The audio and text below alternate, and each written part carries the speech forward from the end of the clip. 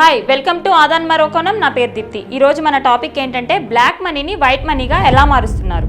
ఈ లోక్సభ ఎన్నికల కోసం 1.35 లక్షల కోట్లను ఖర్చు చేస్తున్నారని మీకు తెలుసా? 2019లో 60,000 కోట్లు ఖర్చు చేస్తే ఇప్పుడు అది రెట్టింపైంది. 96 కోట్ల ఓటర్లు ఉన్న మన దేశంలో ఒక్కొక్కరిపై 1,400 రూపాయలను ఖర్చు పెడుతున్నారు. దీనికోసం బ్లాక్ మనీని వైట్ గా మార్చేందుకు అనేక మార్గాలను ఎంచుకుంటున్నారు. కొన్ని లెక్కల ప్రకారం ఇప్పటి వరకు రిజిస్టర్ అయి ఉన్న 1000కి పైగా రాజకీయ పార్టీలు ఒక్కసారి కూడా ఎన్నికల్లో పాల్గొనలేనివి ఉన్నాయి. కానీ ఆ పార్టీలకు పబ్లిక్ నుంచి డొనేషన్లు వస్తూనే ఉన్నాయి.